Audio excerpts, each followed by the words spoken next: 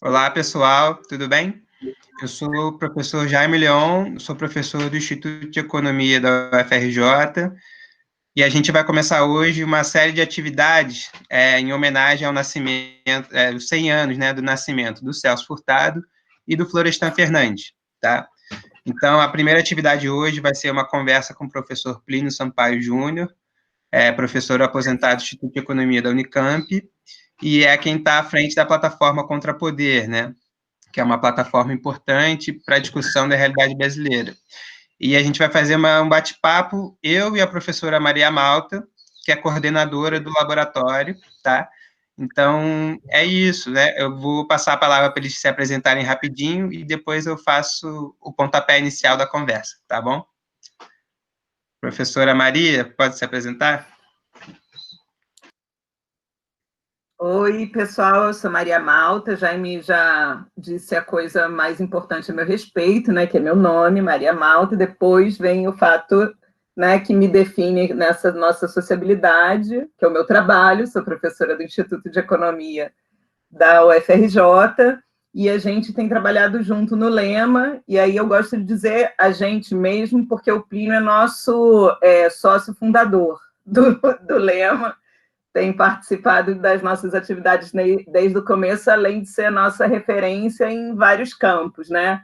Não só nos debates Florestan, Celso Furtado, mas também Caio Prado, Revolução Brasileira e toda a questão relativa à política do governo, dos governos do PT, né, e economia brasileira, né, e pensamento econômico brasileiro de um modo geral.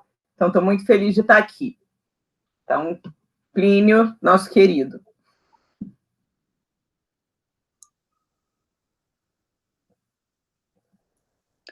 Eu que falo, bom, então eu primeiro agradeço muito o convite. Todas as vezes que eu sou convidado pelo Lema, eu aceito, porque, como disse a Maria, eu sou um soldado do Lema, sob o comando principalmente da Maria. Agora do Jaime também, tenho 2 comandantes. É um grande prazer, acho muito importante a atividade do Lema em si, que é um espaço de crítica, de contraponto, de elaboração de ideias, um espaço que eu já tive a oportunidade de frequentar várias vezes, formador, é um ambiente muito saudável. Eu acho que é isso que a Universidade Brasileira deveria fazer. E, principalmente, feliz de estar numa atividade de comemoração, né, dos 100 anos do Celso Furtado e do Florestan Fernandes, que são 2 gigantes do pensamento brasileiro, e que, por mais que eles já tenham morrido há algum tempo, que estejamos celebrando 100 anos da vida deles, na verdade, as questões fundamentais que eles colocaram, os problemas fundamentais que eles identificaram na sociedade brasileira, eles continuam presentes e na verdade, de maneira muito agravados pelas mudanças do capitalismo. Então, pode parecer para o público que nós estamos, no fundo, resgatando, digamos, uma coisa que está no baú. Não. O pensamento do Furtado e o pensamento do Florestan é um pensamento que pulsa, que está vivo. Eles falam todos os dias nos problemas que aparecem na sociedade brasileira. Então, eu acho isso muito, muito positivo, a gente resgatar esses autores, discutir a atualidade deles, os limites dos autores, para que a gente possa formar uma visão sobre o Brasil. E isso é uma coisa para encerrar. Importante do Lema, porque o Lema é formador. E eu encontro agora, o Lema já não é tão novinho, não. Embora a Maria seja bem novinha, mas é que ela começou bem cedo. Mas eu encontro as pessoas do Lema pelo Brasil afora, e todos têm um denominador comum. Todos têm uma formação, uma visão, não é que tenham a mesma visão, não é disso que se trata, mas todos têm uma visão dos problemas, e é uma visão que se articula em torno da necessidade de compreender os problemas do Brasil, os problemas dos trabalhadores e suas possíveis soluções. Então, estou muito alegre de estar aqui, Jaime. Muito bom, Plínio. O papel de coordenador do Lema deixa que a Maria sou só um soldadinho, um dos vários soldadinhos. Mas vamos dar a pontapé inicial para a nossa conversa. Plínio, você recentemente, no começo da quarentena, se ofereceu um curso, né, na Contrapoder sobre a atualidade da Revolução Brasileira. E aí você explorou bastante, né, tanto o Caio Prado quanto o Florestan Fernandes. Aí a gente pensou, né, em trazer o Furtado para essa discussão, para ver se é possível trazer. E aí eu vou fazer um comentário e uma pergunta, tá?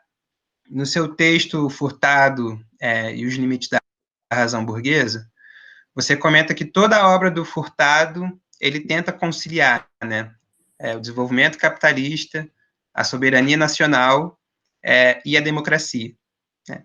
E a partir das experiências históricas que o Furtado vive, ele vai perceber no fim da vida que é impossível conciliar essas três coisas. Só que ele não deixa de ser coerente com o arcabouço teórico que ele tem e não desiste de um projeto civilizatório, né? Você coloca, se eu entendi bem, nesses termos. E aí ele tenta conciliar, no fim da vida, dependência e desenvolvimento. Então, eu queria, a partir desse comentário, fazer uma pergunta para você. Bem ampla, assim, aí você pode, acho que, falar até bastante. O que você enxerga hoje, né, da contribuição do Furtado? O que se sustenta hoje para o debate da formação? E quais são os limites da contribuição do Furtado para o debate da formação brasileira, da Revolução Brasileira? Olha, Jaime, o Furtado, na verdade, a atualidade de todos os pensadores do Brasil é que todos eles trazem à tona o problema fundamental do Brasil. Quer dizer, o que é a sociedade brasileira? Uma sociedade de origem colonial, né, que não conseguiu organizar um Estado nacional com a capacidade de democratizar as estruturas sociais dentro do que é possível no regime burguês e ter um mínimo de autonomia dentro do sistema capitalista mundial, dentro do que é possível no sistema burguês, né? Então, todos eles, nesse sentido, eles tratam de um problema que é o problema da formação, né?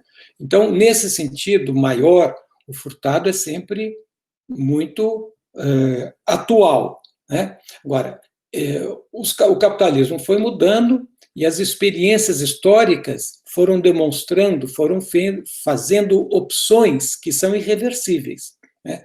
Então, a possibilidade da gente ter uma revolução burguesa no Brasil que levasse, né, a soberania nacional, digamos, às últimas consequências e que enfrentasse o problema da segregação social, isso foi encerrado em 64, né? Portanto, a burguesia brasileira, ela não quer mais, né? Ela abandonou o sonho que ela chegou, de maneira muito tímida, a alimentar, por assim dizer, entre os anos 30 e 64, de criar nexos morais com o que o Florestan Fernandes chamaria das classes subalternas, né? Isso foi abandonado em 64. 64 é o seguinte: olha, nós vamos fazer o capitalismo dependente, nós vamos cristalizar o regime burguês como um capitalismo dependente. Então, isso é um primeiro dado histórico que a gente tem que levar em consideração, para não propor uma coisa que seja metafísica, que seja historicamente anacrônica. Bom, a isto se soma uma mudança profunda no capitalismo. O capitalismo mudou profundamente, né? O capitalismo que nós vivemos hoje, né, do século XXI, não é o mesmo capitalismo de meados ou da primeira metade do século XX. Hoje nós vivemos um capitalismo que o Mesaros chamaria de um capitalismo em crise, né, do momento da crise estrutural do capital. Um capitalismo que tampa um buraco, cavando um buraco maior ainda. E, portanto, um capitalismo que não resolve os problemas. Então, a possibilidade de resolver os problemas do Brasil, os problemas da formação, por dentro do capitalismo, são muito limitadas, porque não existem mais bases objetivas e subjetivas para que isso aconteça. Bases objetivas. Nós não temos mais um capitalismo que dá espaço para a formação de um Estado nacional minimamente democrático e soberano na periferia do capitalismo. Isso acabou. né? E podemos até depois discutir por que isso acabou. E nem subjetiva, porque a burguesia brasileira, ela não tem nenhum interesse em ter um nexo, né, moral com as outras. Ela cuida da vida dela, né? Então, a ideia de resolver este problema por dentro da ordem burguesa, eu acho que isto é anacrônico. Eu acho que isto não tem mais possibilidade de ser. O Furtado percebe isso, né? Percebe porque ele era um homem muito lúcido. E você vê que ele percebe em algumas metáforas, né? Por exemplo, ele já no final da década de 70, quando ele falava do Brasil, ele dizia, eu me lembro de uma metáfora para resolver a crise econômica, da dívida externa, e retomar uma agenda de mudança estrutural. Ele tem uma metáfora que era mais ou menos assim: a tarefa hercúlea trata-se de mudar as rodas do trem em pleno movimento. Bom, é impossível, né? A metáfora dele está dizendo que isso é impossível, né? Quando ele vai, por exemplo, na epígrafe do Brasil, a construção interrompida, ele começa citando Quixote, e ele brinca, ele fala, talvez seja mesmo Quixote, eu não sou bobo, eu sei que isso daqui é meio quixotesco, mas eu acho que tem momentos que eu tenho que provocar. Mas, no fundo, o que eu acho é que ele tem uma ética, um compromisso com o Estado burguês no sentido maior, né? Então, ele afunda com o barco. Mas isso não quer dizer que ele não saiba que o barco está afundando, apenas ele não vai abandonar as posições dele, porque ele não é um homem, digamos, ele é um social-democrata, ele quer a mudança por dentro da ordem. Eu acho que esse é o limite maior do Furtado. Mas só para... Eu tenho uma leitura, Jaime, que ele jamais... né, a tese Dependência e Desenvolvimento é uma tese do Fernando Henrique Cardoso. E é uma tese que abandona toda a agenda da formação. Quando o Furtado faz um livro que é mais ou menos de 76, 78, que chama A Nova Dependência, que inclusive é um nome muito pouco elegante para um livro, e o Furtado era um homem cerebrino, né? Você diz, puxa, Nova Dependência, com quem que o Furtado está falando? Ele está falando com o Fernando Henrique. E a tese central da Nova Dependência é para dizer o seguinte: é impossível ter desenvolvimento e dependência. Então, ele vai numa tese frontalmente contra a do Fernando, né? A solução que ele procura, digamos, elaborar para responder a este impasse, né? Quer dizer, como é que eu resolvo isto por dentro do sistema capitalista, ainda que, na visão do Furtado, por uma social-democracia forte, radical. O Furtado é um jacobino, né? Eu acho que ele resolve isso dizendo o seguinte, nos últimos textos. Ele resolve assim: precisamos de um Estado global. Então, ele termina para dizer o seguinte: olha, a última esperança dele é um Estado global. Então, vou fazer uma nota de rodapé e paro para a gente continuar a conversa aqui. O professor é um perigo público, começa a falar e não termina. Bom, a nota de rodapé é o Mesários. O Mesários, o último livro do Mesários, que ficou inacabado, mas que já tem algumas coisas prontas, é para tratar o problema do Estado. E uma das questões centrais, pelo menos no capítulo que eu consegui ler, no capítulo que eu li dele, é para dizer o seguinte: o Estado, ele é, por sua própria natureza, nacional. Ele não tem como ser global. Então, é o seguinte: o sonho de um Estado global é uma utopia inatingível. É uma utopia no sentido não científico, mas no sentido romântico. E, portanto, a possibilidade de ter o desenvolvimento à la Furtado, que é mercado subordinado ao Estado, né? E um Estado democrático. Esse sonho, eu acho que não é mais possível dentro do mundo do capital. Plínio, foi ótimo você ter feito a nota de rodapé, porque eu estava super a fim de fazer uma pergunta para você que tem a ver exatamente com a concepção de Estado do Furtado, né? Porque o Furtado, ele tem uma coisa interessante assim, na biografia, que ele foi o primeiro ministro do planejamento brasileiro, né? E a sensação que a gente tem na hora que a gente começa a ler toda aquela construção política do período João Goulart, parece até que a pasta foi criada para colocar o Furtado, né? Em alguma medida.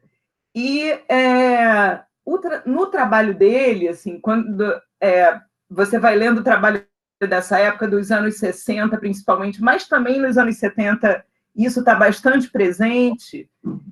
E esse convencimento que ele tem... Outro dia eu estava assistindo uma entrevista dele que ele deu em 83, né, finalzinho da ditadura, a força com que ele fala do plano, que ele, em 83 ele tinha elaborado um plano para sair da crise da dívida, né? Ele tem um compromisso ali muito forte com a ideia de que o planejamento é um processo central, um processo coordenador das medidas de superação do subdesenvolvimento, né? E aí, minha questão para você tem a ver um pouco com a leitura que eu fiz, né, do seu trabalho. Adoro mostrar o seu livro, olha como ele é bonito, adoro esse livro, gente, da tese do Plínio.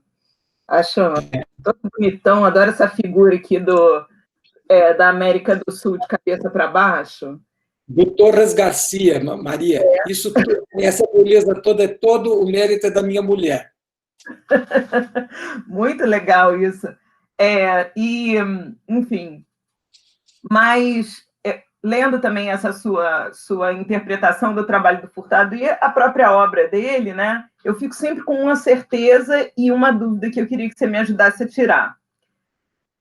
A instância de planejamento para o Furtado é o Estado, né?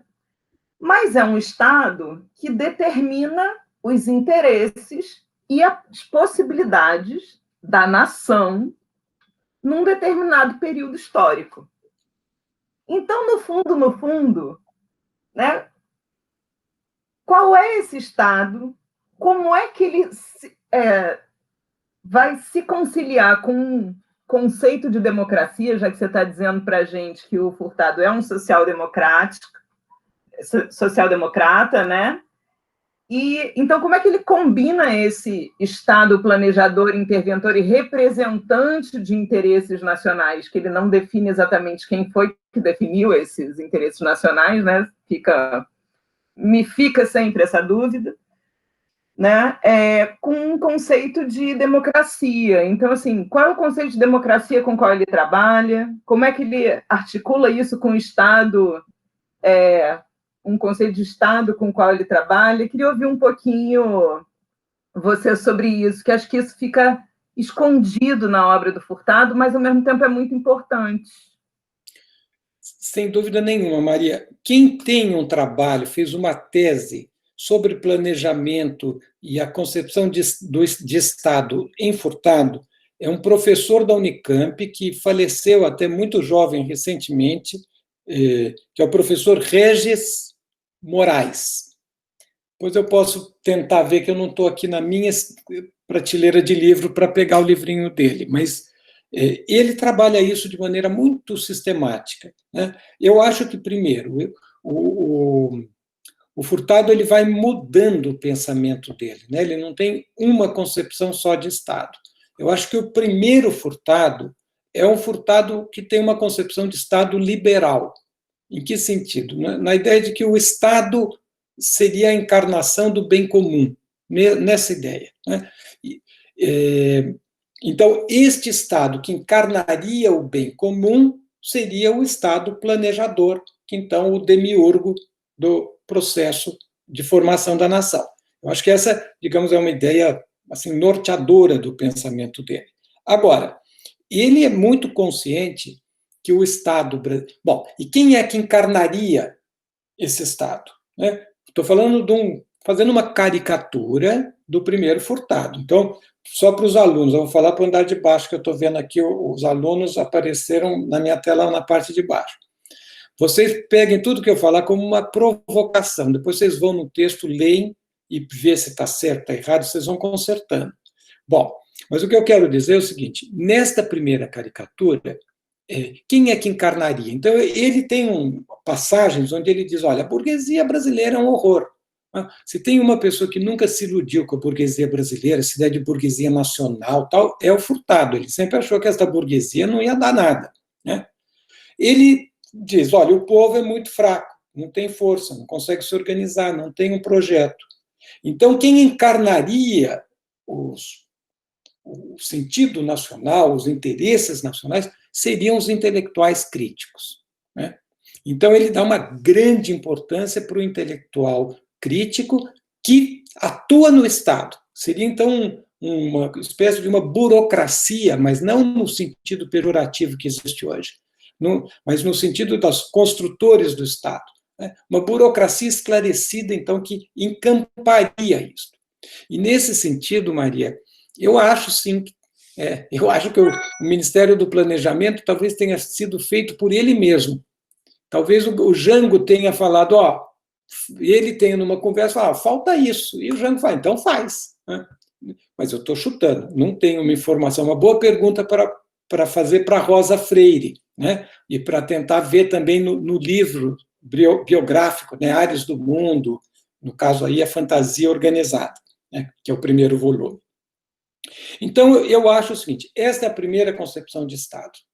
E eu acho que o Furtado é um homem curioso, porque ele vai mudando de ideia, mas ele sempre mantém a ideia. É uma coisa, ele muda, mas ele mantém muito da ideia. Então, eu acho que essa ideia foi mudada e, ao mesmo tempo, foi mantida.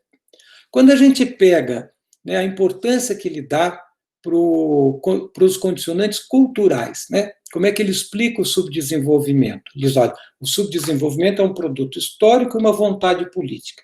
Uma vontade política se diz como? É o produto do controle do Estado por elites aculturadas. Elites sem valores nacionais, né? Elites desconectadas dos problemas do país. Então, ele sabe que enquanto o Estado estiver sob o controle destas elites, o Estado não tem capacidade de fazer o planejamento para a construção da nação.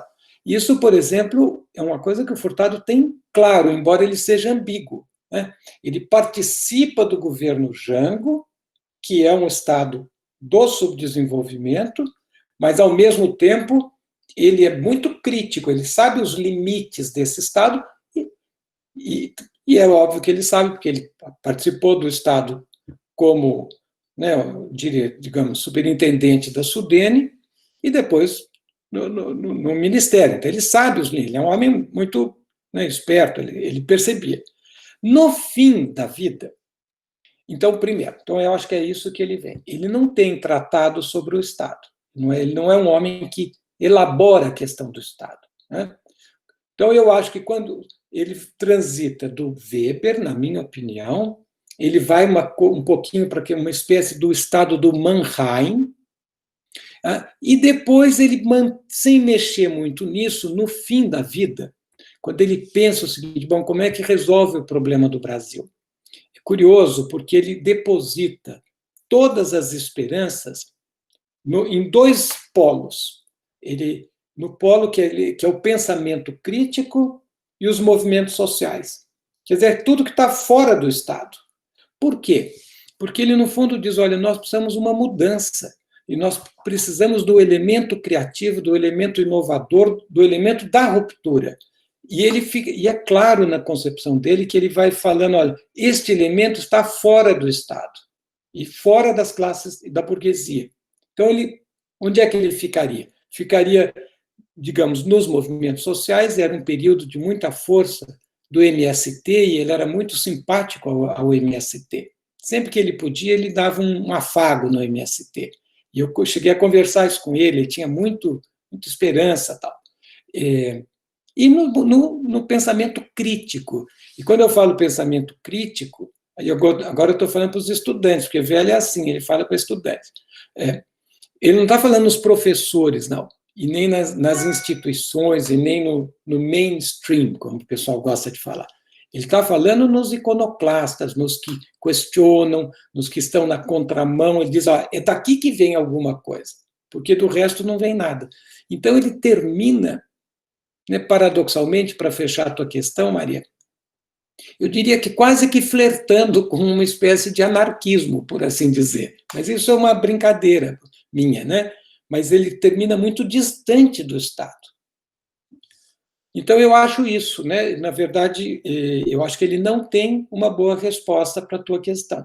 Eu acho que ele não tem uma reflexão profunda, ele se apega ao Weber, depois pula para o Mannheim, e depois acho que ele fica meio sem muita referência, e, no final, na prática, muito crítico, pelo menos do Estado burguês, embora sempre pensando que a solução está em criar um Estado burguês que pense no bem comum, que é um paradoxo, é uma contradição mesmo.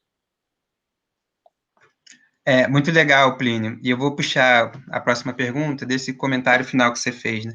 Aí, na verdade, eu vou agradecer por você me corrigir, que eu me expressei mal na pergunta, né? Na primeira, é assim, o Furtado permaneceu coerente nessa ideia de um projeto civilizatório e, por isso, ele levou ao máximo a discussão da conciliação da dependência e desenvolvimento. E você tem razão, ele está atacando a tese do FHC. É isso, obrigado pela correção. Então, mas a próxima pergunta a partir daí, né? Você citou que ao longo da vida o Furtado ele passa por algumas inflexões, né? E no texto seu você coloca alguns marcos dessas inflexões, né? O golpe de 64, o golpe civil-militar, ele é uma ruptura, né, da ideia da formação de nação para o Furtado, e você coloca também a virada dos 60 e os anos 70, como você colocou a questão do mesários, né, a questão do Estado Nacional, transnacional. O Furtado está visualizando ali justamente essa conformação de estados transnacionais, de empresas transnacionais que vão atuar a nível mundial. Eu queria que você explicasse, comentasse um pouco para a gente, voltando na obra do Furtado em si, né? Dentro da obra dele, o que você vê de inflexão a partir desses momentos, tá?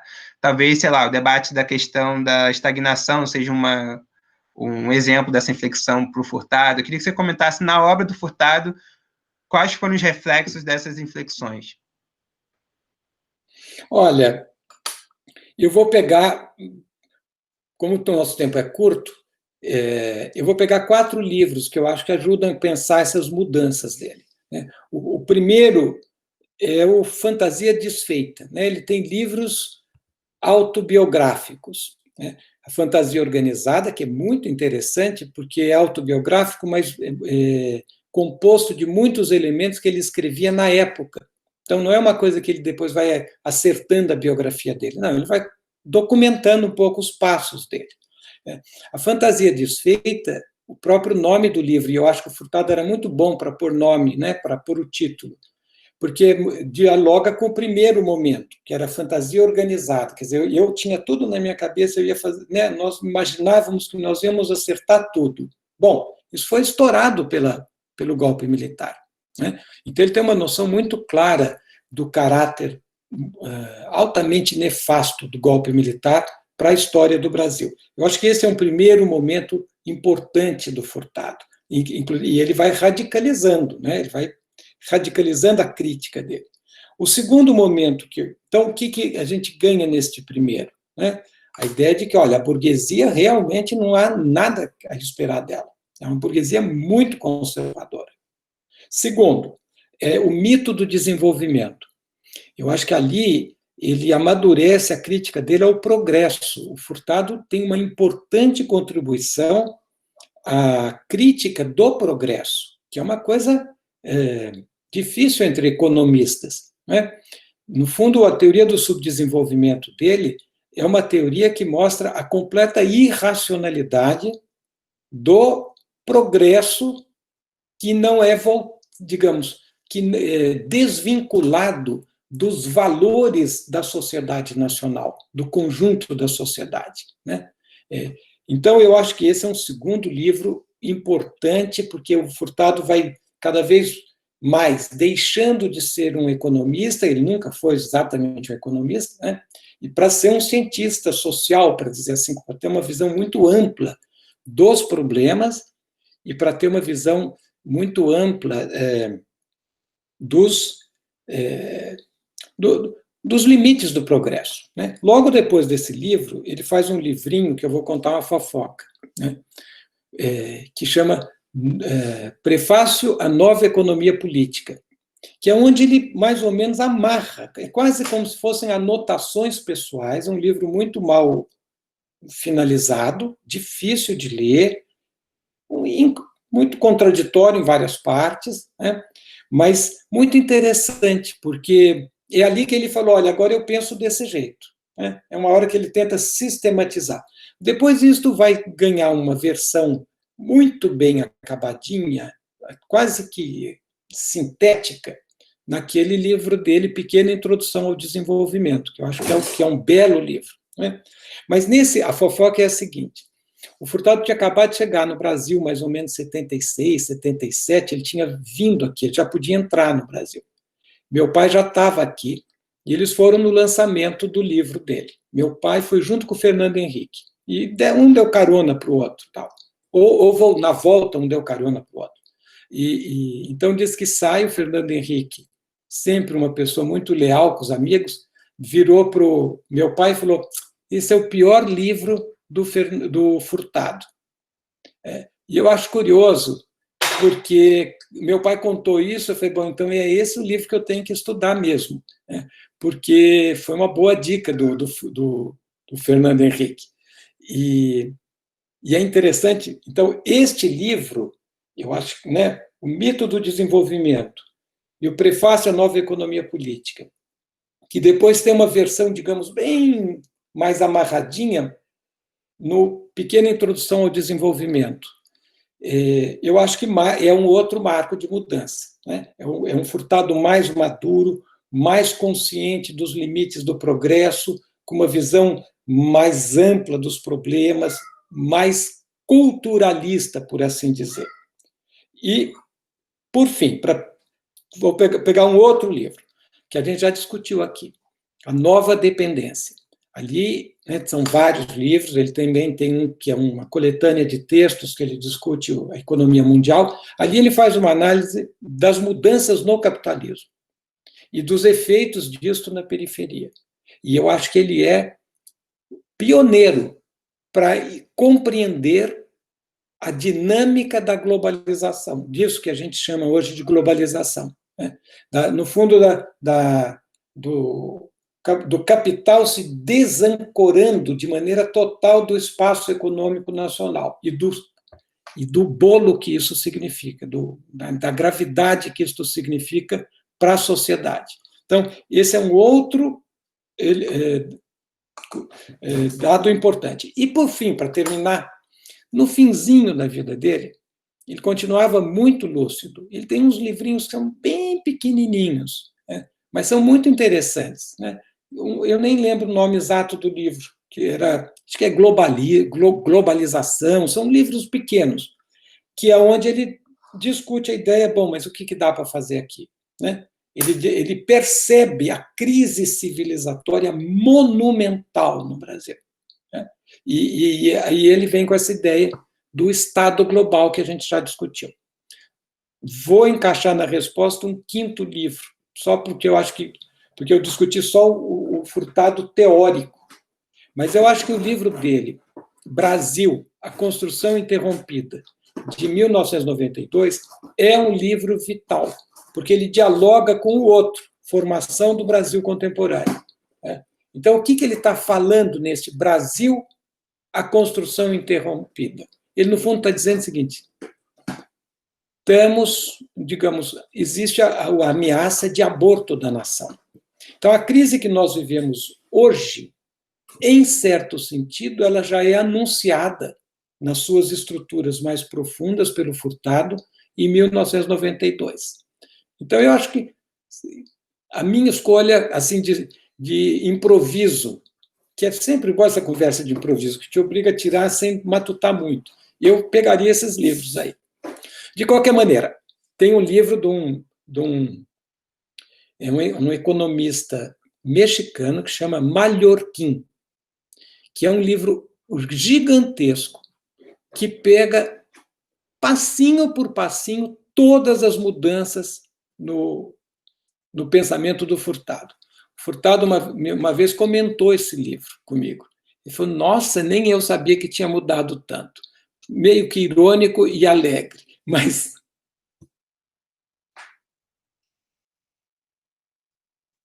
Plínio, olha só, eu tenho, nessas conversas sobre Furtado, principalmente com você, tem umas perguntas que eu fico sempre me coçando para fazer, porque eu gosto de você falando sobre umas coisas, assim. E o Furtado tem essa ideia forte, né, da superação do subdesenvolvimento. Ele quer, esse é o grande desejo dele, né? O tempo todo as adaptações que ele vai fazer na teoria e, inclusive, nas formas de intervenção política, tem a ver com buscar saídas para conseguir esse projeto. Mas ele tem vamos dizer assim, se ele pudesse colocar sinteticamente, ou talvez você, né, ajudou a gente a olhar o texto dele e pensar, né, dessa maneira, superar o subdesenvolvimento significaria, para o Furtado, superar a dependência externa e o excedente estrutural de mão de obra, né? Que na nossa linguagem seria um excedente estrutural de força de trabalho. Mas ele está convencido de que isso tem um nexo que passa pela dinâmica de incorporação do progresso técnico. Isso. Aí ele diz o seguinte, ó, para essa mudança acontecer, a gente tem, e isso é marcante, né, no argumento dele, eu acho assim, os anos 70 e 80, isso está muito presente, né? Quando eu estudei o Furtado pela primeira vez, talvez eu tenha sido ensinada assim lá na UFRJ, precisava mudar a cultura, né?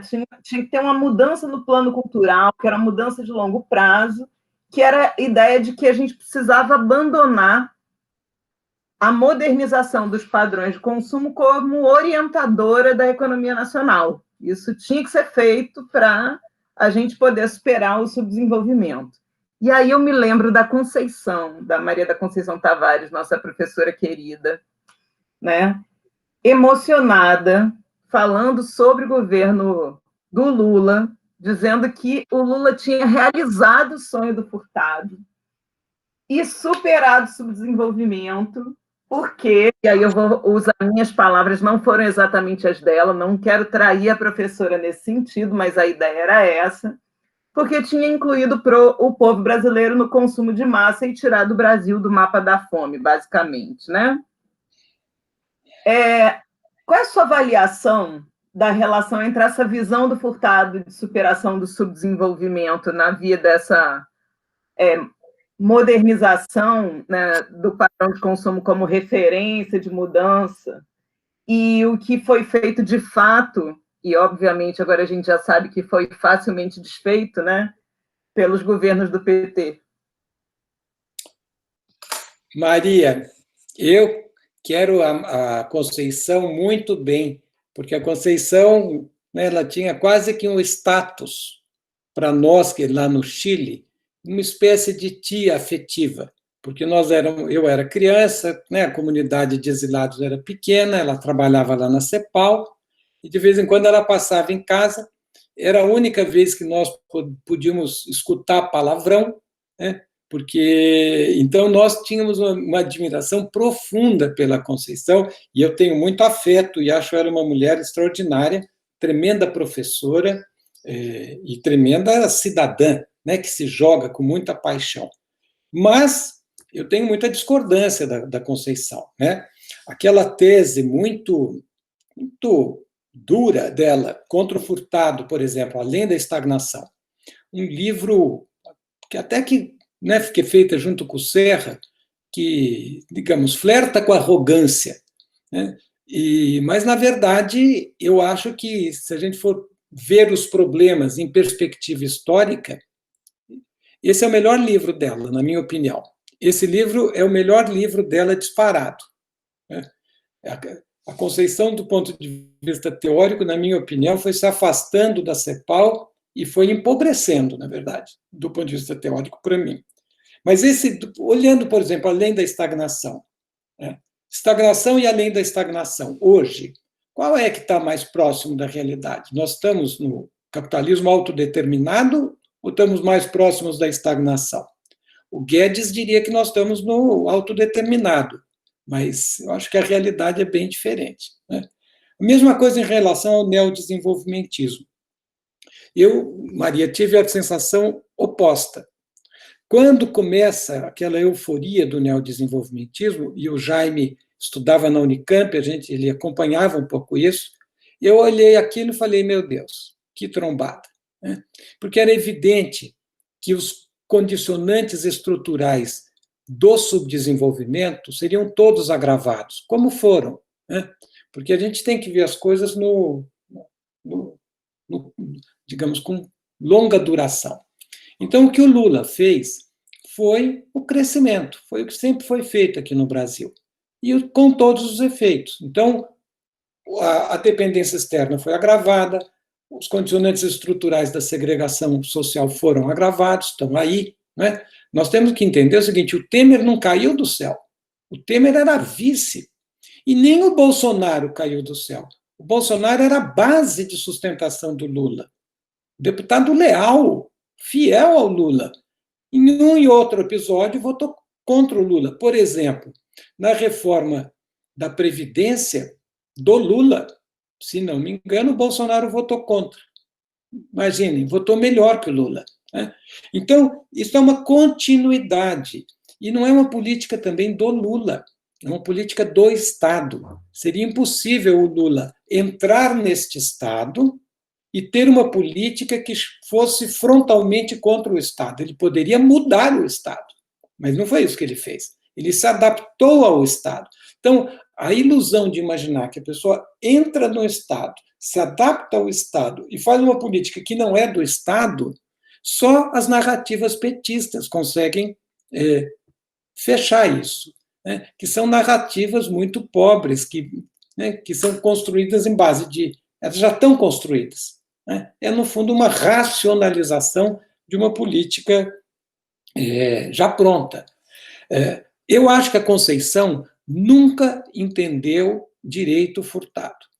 Falo isso com o maior respeito, porque, na verdade, ela pode dizer que eu que nunca entendi. E isso é bom os alunos entenderem. Existe um Furtado e furtados. Cada um lê o Furtado do jeito que quer.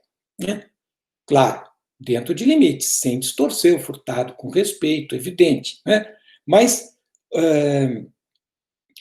na verdade, o Furtado é um crítico do progresso. Então, esta relação que você citou, Maria, eu acho que é chave para entender o Furtado. O que faz o Furtado? Ele estabelece as bases técnicas e culturais do desenvolvimento. Então, que é uma coisa bem sofisticada. Ele está dizendo, olha, para ter desenvolvimento, você tem que ter uma determinada base cultural, você tem que ter um valor que inclua todos no progresso, nos benefícios do progresso material, e a isto corresponde um determinado padrão de tecnologia, que é aquele adequado. Para ficar mais claro para quem está ouvindo, eu vou fazer um exemplo que eu dava em sala de aula de graduação. Imagina o seguinte, eu entro numa farmácia, o atendente vem e diz o seguinte, o que você precisa? Bom dia, o que você precisa? Aí eu falo assim, olha, eu quero que você me dê o remédio mais moderno que o senhor tiver. Aí a pessoa vai falar, mas como assim? Não, o remédio de última geração, mais moderno, é o que eu quero consumir. É uma maneira correta de entrar numa farmácia? Não. Pela careta da Maria Malta, ela falou, que cara esquisito, que exemplo louco.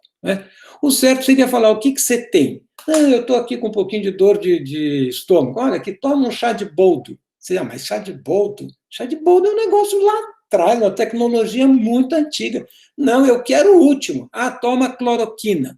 Mas cloroquina, quer dizer, então, você entendeu? E nós consumimos o progresso dessa maneira.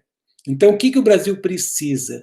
O Brasil precisa de saneamento básico, habitação popular, educação, atendimento de saúde. Isso é o que o Brasil precisa. Mas o que a gente consome?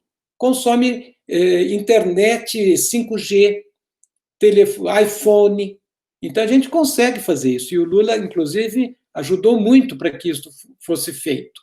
Mas isso não resolve os problemas do país, porque nós temos, me lembro de professores lá do Instituto do Jaime, do Instituto de Economia lá da Unicamp, celebrando que o Brasil tinha não sei quantos milhões de telefones celulares, e achando que isso era ótimo. Mas agora a gente não consegue produzir nem respirador, que é uma coisa muito simples, para atender a população. Então, nós produzimos uma coisa que é errada. E eu acho que esse que é o ponto do Furtado. E, nesse sentido, por exemplo, esse é um aspecto, Maria, que eu acho extraordinariamente atual do pensamento do Furtado, e pioneiro. Não sei se eu respondi a tua questão, Maria. Se eu não respondi, você me aperta, porque você deve falar. Eu pergunto e me enrola. Não, você respondeu melhor do que eu poderia esperar. A única coisa que eu fiquei desejando, mas aí foi da outra pergunta, que você abordasse, mas assim, talvez combine assim, com o finalzinho dessa outra, que é a questão democrática mesmo no pensamento do Furtado, né? Porque o Furtado é um cara que toma o golpe militar. Ele estava no Estado, ele era ministro, o nome dele está no AI1, né? E ele, ao mesmo tempo, ele é um pracinha, né? Ele vai lutar pela democracia, né? Ele é uma figura que, de certo modo, ele tem na história dele uma relação concreta com a luta pela democracia. No entanto, essa visão que ele tem desse Estado capaz de realizar as coisas, capaz de planejar, e a partir de uma espécie de inteligência, né, no sentido aí manheimiano, formuladora, né? Qual é essa democracia de que o Furtado fala, né? Eu queria um pouco, porque na hora que você falou do MST como uma referência, até brincou com o anarquismo do Furtado, você tem alguma pista sobre isso? Porque ele realmente não escreve sobre isso. Mas não sei se, quando você estudou o pensamento, até porque você teve contato com ele, você teria uma pista para dar para a gente sobre essa questão democrática no Furtado. Maria, eu acho o seguinte: primeiro, ele muda de pensamento, né? Eu acho que ele tem um denominador comum, ele tem, né? Ele sabia desde o começo que se não tivesse igualdade social e que se não tivesse soberania, não teria nação. Então, ele, dentro dos intérpretes do Brasil, ele está no campo democrático, no sentido que ele tem plena clareza que não é só o problema da autonomia nacional, mas que é fundamental enfrentar o problema da integração nacional, a segregação social. Então, a ideia de, olha, se não tiver uma base social minimamente igualitária, não esquece, não vai ter país. Isso ele tinha muito claro. Agora, tem um segundo elemento, quer dizer, bom, como é que eu construo isso, então? Então, ele é um reformista. E ele então ele pensava em construir isto por dentro do Estado, por dentro das instituições. Então, neste sentido, há sempre ele não é um teórico da revolução, né? Ele tem um livrinho muito interessante que até eu tenho as minhas paixões e as minhas, digamos, implicâncias um pouco, né? Tem texto que eu gosto mais, tem texto que eu não gosto tanto. E esse eu não gosto tanto, que chama A Pré-Revolução Brasileira. Que, no fundo, eu gosto, porque ele diz, olha, tem que fazer a mudança, né? Mas tem que fazer como? Tem que fazer pelas reformas e por cima, né? Então, nesse sentido, esse é o primeiro Furtado, né? É um Furtado ambíguo na democracia, porque é uma democracia que vai ser dada ao povo, por assim dizer. é uma forçação de barra, não é justo o que eu estou falando com ele, porque ele sabe e que tinha que ter um movimento impulsionando, mas o movimento empurra, mas é feito de cima para baixo. Né? Essa, digamos, seria, por assim dizer, um primeiro furtado. Mas o último furtado, bom, aí você tem vários furtados no meio. Né? Eu acho que quanto mais perto do Estado, mais, por assim dizer, né, que a gente está aqui com pouco tempo, mais tecnocrático fica o furtado, sem nunca ter sido tecnocrático, mas mais assim institucionalizado. E quanto mais longe ele está do Estado, mais radical e bom ele fica. Né? Como ele terminou bem longe do Estado, principalmente naquele período do Fernando Henrique Cardoso, ele foi bem crítico e muito ácido com o Fernando Henrique, né? Eu acho que ele melhora. Então, os últimos textos, quando ele reivindica o MST, os movimentos sociais, e quando ele reivindica a crítica, eu acho que esse é um furtado muito, digamos, bem jacobino, muito mais democrático do que um furtado, digamos, ministro da Cultura, né, do Sarney. Eu acho que, por exemplo, esse é um momento que eu até pulo, para não discutir. Muito bom, Plínio. Eu queria fazer uns comentários. Só uma coisa que acho que quem está assistindo a gravação talvez não tenha visto, mas o Plínio comentou o livro, o textinho, né, da Conceição e do Serra sobre o debate da estagnação, e a Maria mostrou no quadradinho dela a capa do livro, que é da substituição de importações ao capitalismo financeiro. Eu acho que só quem está falando que consegue isso, para as pessoas poderem entender. E queria fazer mais um isso. Queria fazer mais um comentáriozinho de livro também. Plínio, acho que o livro que você citou, né, já no final da vida do Furtado, se eu não me engano, é o Capitalismo Global, que é do final de, acho que é de 98, né, que ele discute que você estava apontando. E o Plínio, bastante interessante, né, você lembrou o tempo que eu estava lá na Unicamp, que a gente estava visualizando o governo PT e tudo mais, como a gente trabalhava com a hipótese, né, de uma nova rodada dos ciclos de modernização do padrão de consumo. Eu acho que era por aí mesmo. E aí o debate que a gente fazia ali no grupo era o seguinte, né? Como que esse consumo é supérfluo, essa integração desses trabalhadores é supérflua, né? A gente citou aqui os iPhones, as TVs de plasma, enfim, né? E como tem, e aí acho que é uma discussão bem do Furtado mesmo, como tem o aumento da produtividade, né, da produtividade do trabalho, e esse ganho não é repassado para os salários. Essa é uma discussão central do Furtado, que conecta com o que a Maria estava falando do excedente estrutural de mão de obra, né? O que a gente chama de força de trabalho. Acho que é uma ideia central que está lá no Furtado. Enfim, se você puder comentar isso. Só... Desculpa, Jaime, eu te interrompi. Se puder comentar isso. Não, tudo bem. Puder comentar isso, já encaminhando para as considerações finais, a gente agradece. Desculpa ter interrompido aqui. Aqui, às vezes, fica tão fluente que a gente esquece que está na internet. Mas o Jaime, bem mencionado. Você sabe, Maria, que eu tive um orientando de mestrado extraordinário, que fez uma tese para mostrar isso, né? Como é que dá uma discrepância entre a produtividade do trabalho e os aumentos de salário real, que é um dos sintomas do subdesenvolvimento. Só para brincar para o pessoal, para os alunos aqui, esse aluno era, até o pai dele é panamenho, eu acho, se não me engano, não é? E depois virou professor na UFRJ. Sorte de vocês, que ganharam um belo professor, que é o Jaime. A tese do Jaime é, viu, Maria, a resposta à tua questão sobre a Conceição. Então, eu sei que eu estou na UFRJ, mas entre o Jaime e a Conceição, fico com o Jaime.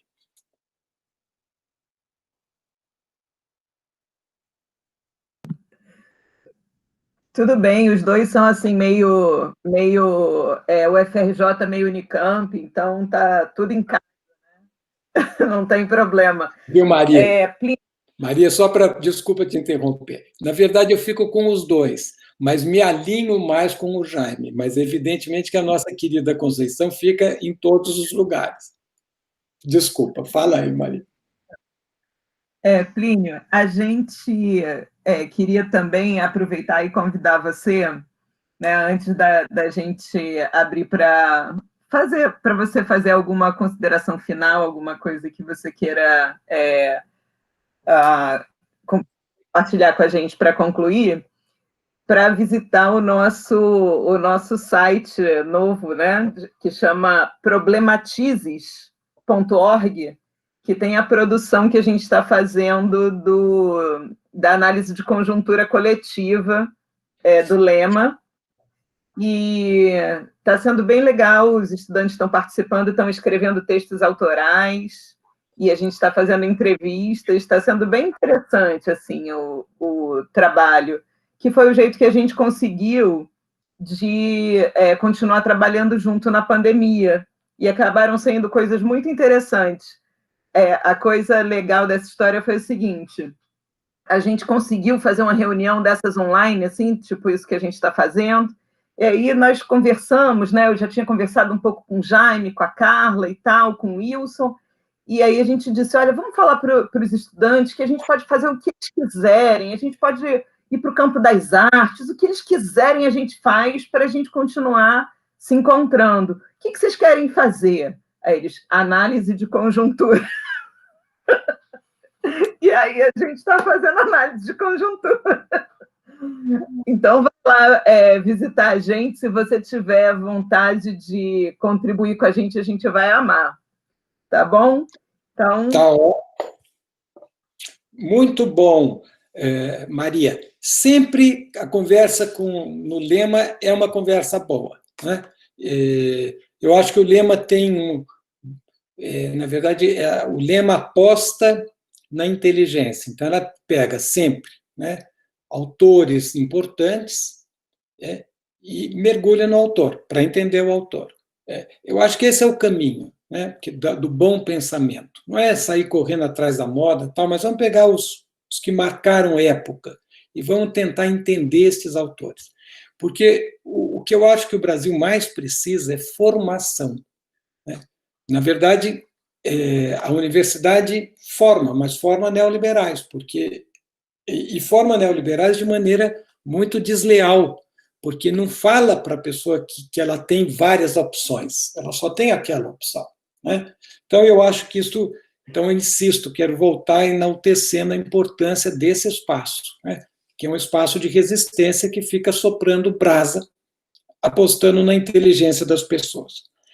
Isso, em relação ao problematize, eu acho muito interessante, Maria. Eu tenho uma filha que está aqui no último ano aqui da USP e é um completo desorientação sobre o que fazer na pandemia. Então, a gente conversa muito aqui. Então, nós montamos com a minha filha um grupo de estudos do Marx, e depois um outro grupo de estudo sobre pensamento brasileiro. Começamos lendo Formação do Brasil Contemporâneo. São os melhores momentos da minha pandemia, porque daí a gente faz grupo de estudo, nos divertimos, e é uma coisa bacana. E eu falei, puxa, tem tanta coisa boa que poderia ser feita, e não, mas a regra é, no fundo, negar este momento extraordinário que a gente está vivendo e trabalhar como se tudo tivesse funcionando. Então, é mais ou menos como se a gente estivesse numa balsa, náufragos, numa balsa, no meio de uma tempestade, e alguém preocupado com a prova de cálculo. Você diz, não, mas aqui esquece o cálculo. Vamos contar história, vamos fazer exercício físico, vamos tentar cozinhar peixe cru de uma maneira boa, vamos fazer alguma coisa que seja boa, que é o que vocês estão fazendo. Eu acho muito bom, né? Muito, muito interessante, vou ver. Acho que os alunos foram espertos, estão preocupados em fazer uma análise concreta de uma situação concreta para poder intervir na realidade. Eu acho ótimo, estou curioso, vou procurar a análise de vocês. Já falo o seguinte, qualquer coisa, não sei como é que vocês trabalham, mas se quiser publicar no Contrapoder, ou se quiser trazer alguma coisa que interesse, que tenha a ver do contrapoder, nós trabalhamos tudo com ideia livre, não tem problema nenhum, usa do jeito que quiser. Mas muito bom, achei ótima a nossa conversa aqui. Conversa boa passa rápido. Isso aí, Plínio, muito bom, obrigado pelo ceder um pouquinho de seu tempo para participar aqui do nosso espaço de formação. O Plínio é brincalhão, né? Ele fez a brincadeira da Tavares e tal, mas é isso, é legal a gente poder usar os grandes pensadores do Brasil, né, como Furtado, Tavares, ver o que eles contribuem e fazer a crítica, isso é importantíssimo também, né? Então, agradeço, Plínio, pelo bate-papo, que foi ótimo. Eu que agradeço a todos aí. Gente, obrigada. Eu vou parar a gravação para a gente botar lá no nosso Drive e depois poder compartilhar com todo mundo. Mas, Plínio, se puder ficar mais um pouquinho para a gente continuar conversando, tá bom? Vou parar aqui a gravação. Obrigadão.